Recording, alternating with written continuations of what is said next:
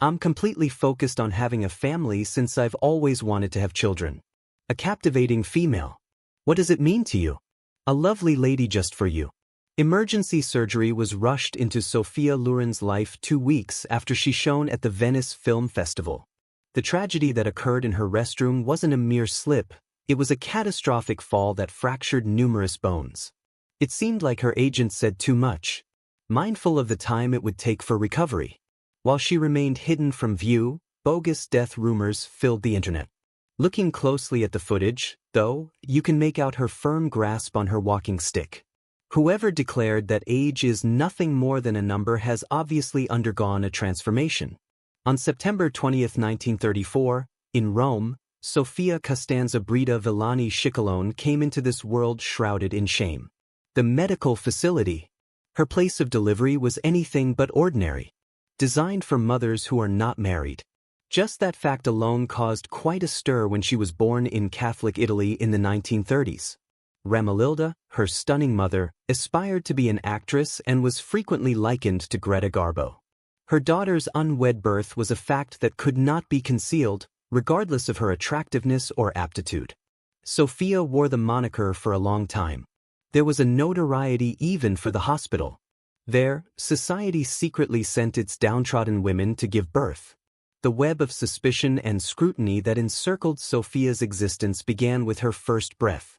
Riccardo Colwan Murillo, the guy held accountable for everything, did not merely disappear. He disappeared. He had a brief stint working for the National Railway, but his marriage was already in the bag. Was the day he began seeing Ramilda. He had no intention of marrying her or even staying around once she became pregnant. He abandoned the mother and child, Ramilda. 3 times was the most Sophia saw her father. At the age of 5, again at the age of 17, and finally in 1976, as he lay dying. The last meeting was brief. He heard her say she forgave him, but the hurt he caused remained fresh in her mind. Even despite her meteoric rise to stardom, he remained distant from her life afterward. But then Sophia did something out of the ordinary later on. She insisted her father was a nobleman. She used titles like Marchioness of Licata and Viscountess of Puteoli in her memoirs. The veracity of the assertions was irrelevant. It was a method of reworking the narrative. Despite being the unwanted offspring of an unfaithful father, she transformed herself into a member of the aristocracy. It was her method of facing adversity with dignity. According to her, her dignity derived from the man who had rejected her. It was the equivalent of adorning a neglected child's head with a crown. Sophia was not spared the agony. Maria, her younger sister, was born in 1938, and they had there. To this day, her father still won't even sign her birth certificate. Maria could so lay no claim to his identity under the law. A profound wound was inflicted by the brutality of that choice. Sophia spent her fortune on something more important than stardom when she became wealthy. Maria was formally recognized by her after she paid Riccardo. The arrangement was subtle, but it had a profound impact. It is possible for Maria to bring the Ciccolone name to a close. For Sophia, it was more than just paperwork. That way, her sister wouldn't have to deal with the constant reminders of their father's rejection and the hurtful comments that would inevitably accompany her upbringing. The family was already on the brink of disaster when the war finally ended. Returning to Podi, they were left empty-handed. Luisa, Sophia's grandma, maintained an underground bar out of their living room, serving handmade cherry wine. There was more to this than meets the eye. Their survival depended on it. Rilda tickled the ivories. Customers were charmed by Maria's singing. Meanwhile, Sophia did the dishes and waited tables. Even though she was only a teenager, she understood the need of working hard to stay alive. The spot. Filling up with American troops, most of them were generals stationed nearby. They brought in goods, tales, and currency from another dimension. The outbreak of war occurred once more in 1944.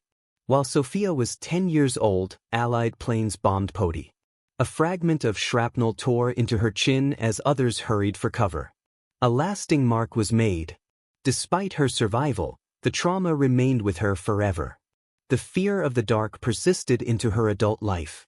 The actress's scar was carefully concealed by her makeup artists over her whole acting career. However, she was always aware of its presence. She was changed not only physically but also emotionally by that instant, that blast, and the scar it left behind. It provided her with a foundation from which to deliver powerful performances, particularly as women shattered by war. Due to its proximity to a military port and a weapons plant, the village of Poti was subjected to numerous bombings. The region was repeatedly bombed by planes. On a daily basis, people lived in terror. Families hid in train tunnels, which were dark, chilly, and rat-infested, as the bombs went off. Countless nights as a child, Sophia would spend there, huddling in the dark, anticipating the end of the explosions. Another source of anxiety was the nearby volcano Solfatara. The locals were under the impression that it would set off a nuclear explosion. Sophia endured continual terror for 5 years. Of total devastation, not merely conflict. Her mother reached her breaking point following the shrapnel incident. Taking her 2 girls with her, she ran away to Naples. Everything was abandoned by them. They arrived in the city and had to grovel for lodging from faraway relatives. Not only was it awkward, but was embarrassing as well. Everyone is fighting for survival as multiple families squeeze into cramped dwellings. As her mother pleaded for food and shelter, Sophia witnessed her sobs. As she watched her mother beg for compassion, the future Oscar winner was just another homeless child. The conflict came to a close in 1945. However, the harm had been done. Devastation engulfed their town. They had all lost their jobs. Very little food was available. A cherry liquor bar that was operating illegally resurfaced. Every day, 11-year-old Sophia worked. She did everything from cleaning to serving. Famine was an everyday issue. On occasion, just dry bread was available to them. For many nights than she cares to remember, she slept without eating. Still, she figured out how to stay alive. She figured out how to deal with the rowdy, inebriated, and violent grown-ups in her life. Later on, when she was dealing with agents, producers, and the other pressures of fame, her resiliency helped her. A tiny, bashful 14-year-old, she was. Young adult hailing from a devastated village close to Naples. However, all changed in 1950 when Sophia Loren entered that beauty pageant. She was even hiding her identity. She went by the name Sophia Loren and was the second candidate for Le Show to wear the sash. Not much was anticipated. Still, she got into the top 3 in some way. They handed her something as meaningful even though she didn't win the primary title. Beauty Pageant of 1950. There was cash on hand for that title. Everything changed when the money came in.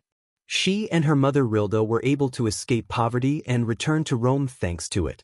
That wasn't only a beauty pageant to them. It provided a way out. 15 years ago, both of them had managed to escape the bombs dropped by the Allied bombers during World War II, although Sophia was scarred on her chin from one of the bombs. She used to get teased by her peers. One of her nicknames was Toothpick. But that night, with optimism and high heels, she stopped being funny. She was going to make it big.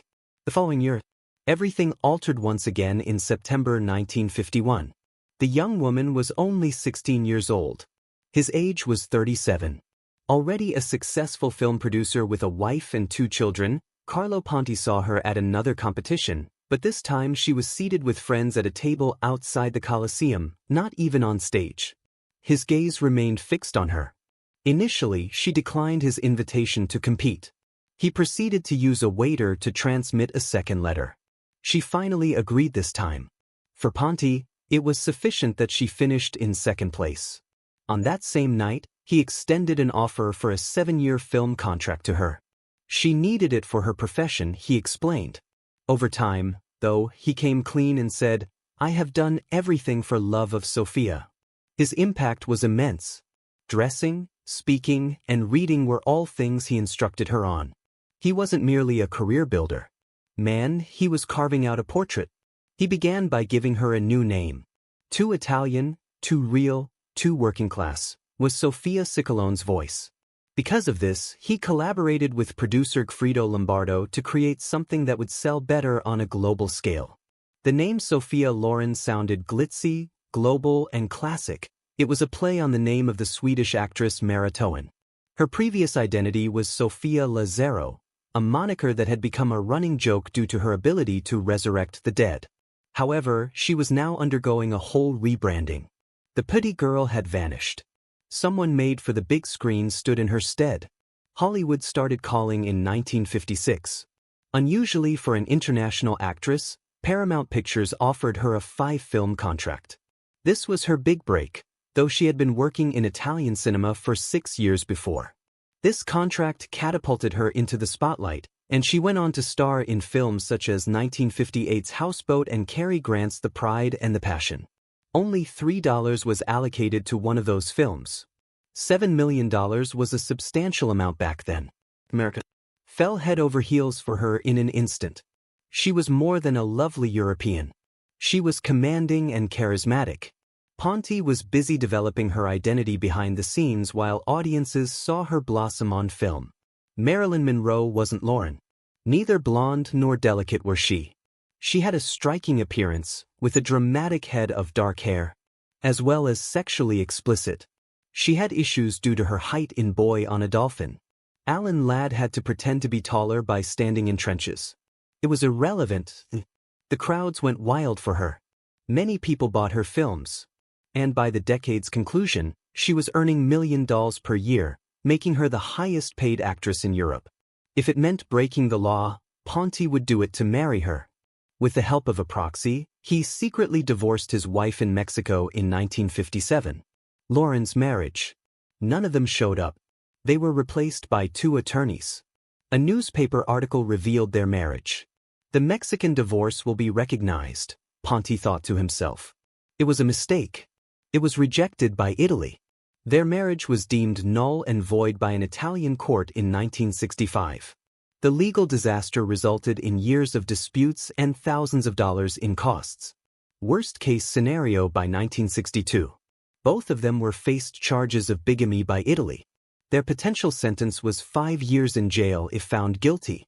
Claiming to be an unidentified Milan housewife, Luisa Brambilla brought the charges. A celebrity should be held responsible, in her opinion.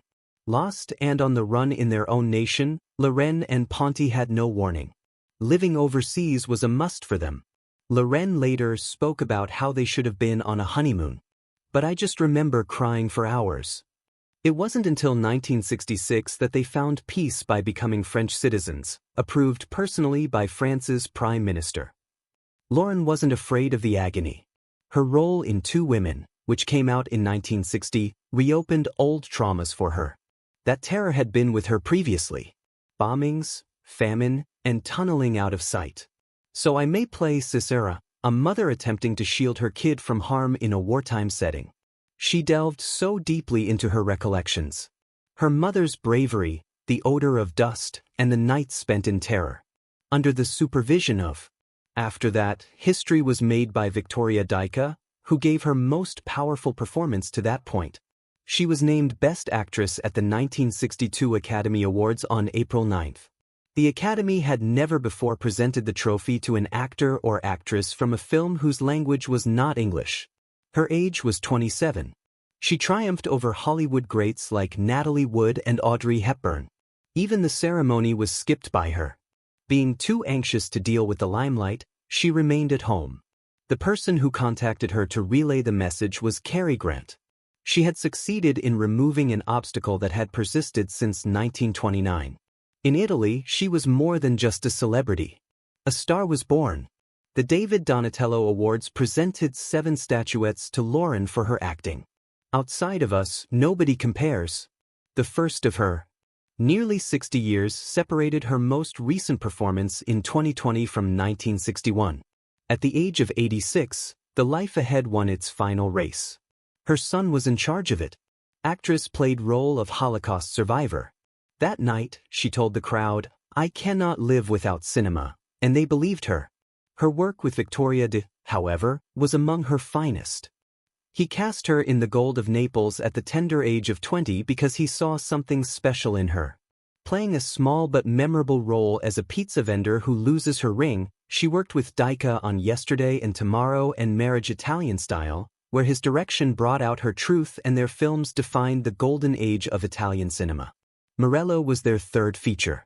They filmed almost 10 films together, and their chemistry was electric. Loren reportedly stated, "Whenever I was offered a film with Morello, I didn't even read the script." They first worked together in 1954. My answer is yes. He was a complete improviser.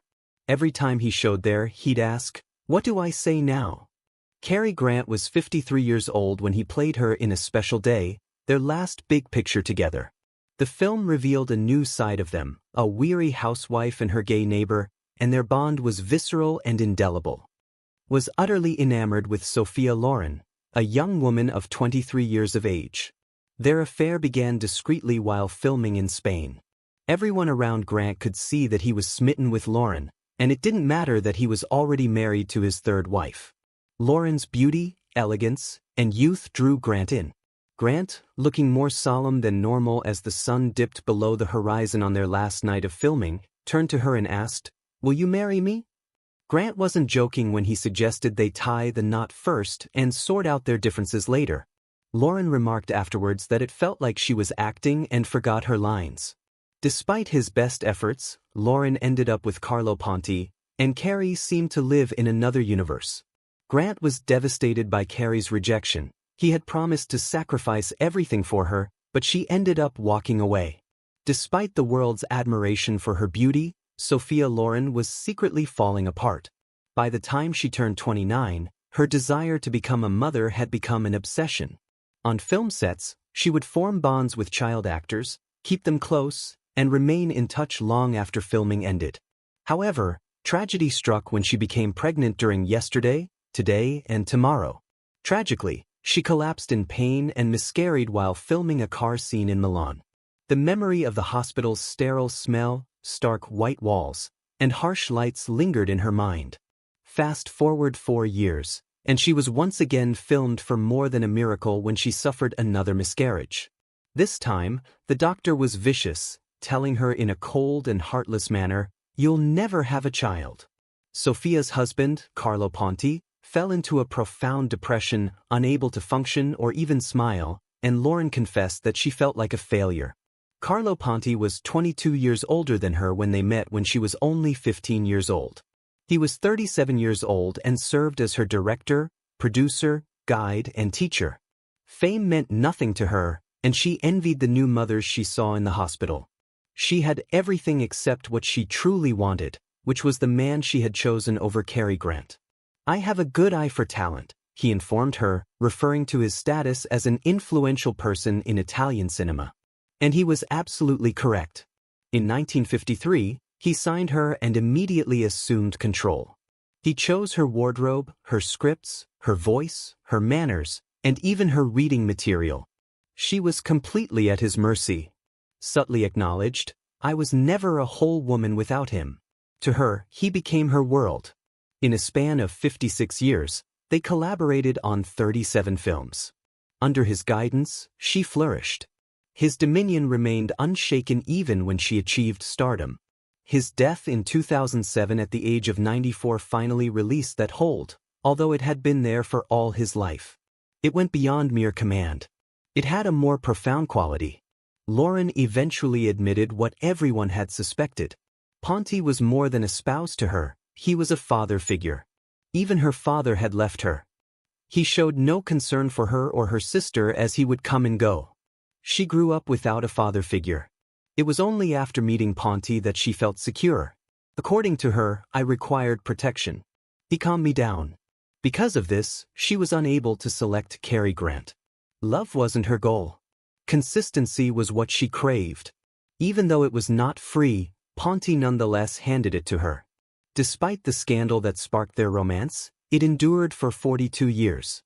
In 1957, they were married in Mexico using a proxy. Ponti was still legally married, though, because divorce was not recognized in Italy. Courts ruled that their marriage was null and void.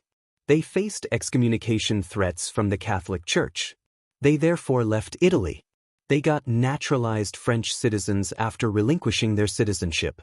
They tied the knot once more in 1966, this time legally. They welcomed son Eduardo in 1973 and Carlo Jr. in 1968. Despite threats, litigation, and scandals, their marriage persisted. Loren added, "You never get over this kind of feeling." When asked if she would ever marry again 2 years after Ponti's death, her answer was definitive. "I will not do that again." Sophia Luren made a triumphant comeback to film in 2020, despite her advanced age of 86, following a 10-year absence. The Life Ahead was directed by Eduardo Ponti, her son. It soared to the top 10 in 37 countries, making it a Netflix phenomenon. Madame Rosa, portrayed by Loren, was a former prostitute who survived the Holocaust and now cares for immigrant children in southern Italy. I was blown away by the critical reception. With its impressive earnings, Rotten Tomatoes gave it a 92% rating. Loren was a multiple award winner, including the AARP Best Actress Award and the David D. Donatello. The film's original score was also nominated for an Oscar. It was a strong return for Loren. You could tell by her that age was irrelevant. Her skill remained unwavering. She shocked everyone once again in 2024, 2 years after that. Hollywood was rocked by her statement, "I hope never to retire." At 90 years old, she had been playing for 75 years, but she was still hungry and dreaming. She told reporters that she wasn't thinking about legacy, but about her next film. While others slowed down, Loren continued. She expressed gratitude for the opportunity to do what she loved, and she believed that age was nothing more than a number.